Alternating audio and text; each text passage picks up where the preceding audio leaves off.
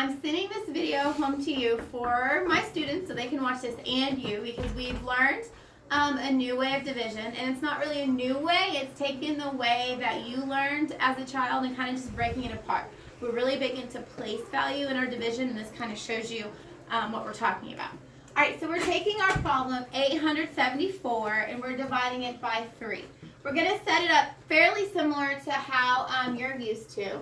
We're going to say 3 and we're going to divide, and we're kind of stretching out our division problem.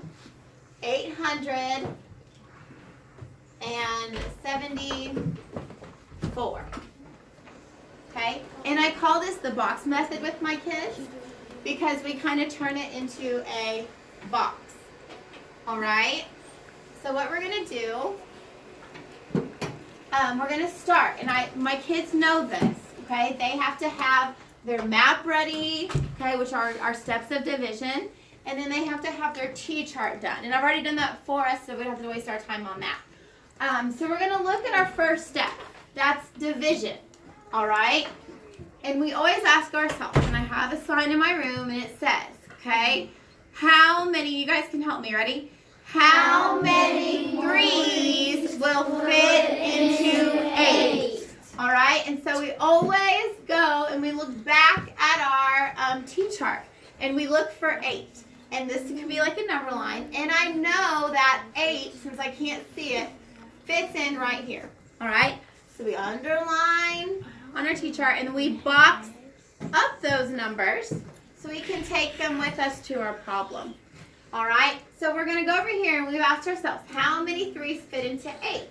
Well, if I'm using my T-chart, I know that 3 times 2 is 6. That is as close as I can get to 8 without going over. All right, so they know to put a 2 there. All right, that's our division step. And then we're going to go, and now we're going to multiply the same way we've always done it. All right, 2 times 3, and that is 6. Okay, and I stop and we say, is your takeout plate, all right, does it match our problem? Do we have a 2 on the top and a 6 on the bottom of our problem? We have a 2 on the top and a 6 on the bottom, so we've done good. All right, that is our multiplication step. Now, same as we've done on the past, we subtract. 8 minus 6, okay, is 2. We stop and we look, we compare. Is 2 less than 3? Okay, yes. So we're going to mark that off. Okay, and B, we would bring down our numbers in our division problems. We would bring that 7 down here. But now that we're bringing it out, we're going to bring it over. Okay, and this shows them now that we have 27 tens. And when we first started this, we labeled our columns. And they knew that this was the hundreds, the tens, and the ones. So now that we have this done, okay, we brought it over, we are going to repeat. And when I repeat, that's when we circle our numbers to know that's what we're dividing. So now we're starting all over. We start with our division. How many times will 3 fit into 27? If we know our facts, we should know, all right, that it fits 9 times. But if not, we go to our T-chart and we look. All right, so right there is 9 and 27. So 3 will fit into 27 9 times. That's our division step. Then we're going to go and we're going to multiply. 9 times 3 is 27. Okay, check. I always say check your work. Let's look. Do we have a 9 on top and a 27 on bottom? Here we have a 9 on top and a 27 on bottom. And they know to write this at the bottom of their T-chart. So we're good on our multiplication and our division. Our next step says to subtract. So they're going to subtract. 27 minus 27 is 0. And we played a game where we exchanged our tens and our ones and our hundreds, so they know now that they have 0 of the tens left. So can we bring it over? We could if we want to, but they still know it's 4. All right, so we've subtracted. Okay, is 0 less than 3? Yes, giving us a few steps.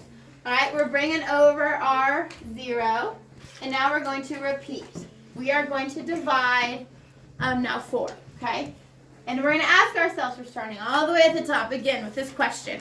How many times will 3 fit into 4? Go back to your T-chart. If you don't know, find 4. 4 will fit right here. All right, so we underline it and we box it up. We don't box down our food when we get taken out. We always box it up. And so we're telling them that we're boxing up our numbers and we're taking them over to our problem. So we look and we know that 3 will go into 4 one time.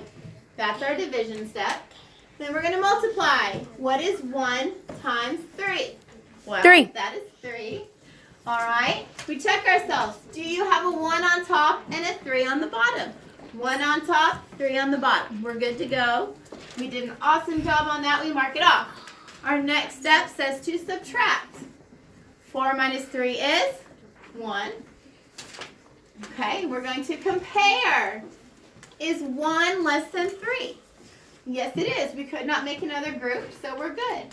Now B, bring it up. Do I have anywhere to bring it up? Well, I'm out of boxes, so I'm going to bring it up, but it's going to be special. I'm bringing it up as a remainder 1. All right, so this is where they know to stop. And this R we even use as a remainder box to show us what's left. And so that's our answer. Class, what is the answer? What's our quotient? So raise your hand so you can tell me. Go ahead, Taylor. 291 remainder 1. Perfect. 291 remainder 1. And that is our crazy box method way of doing division. Thank you.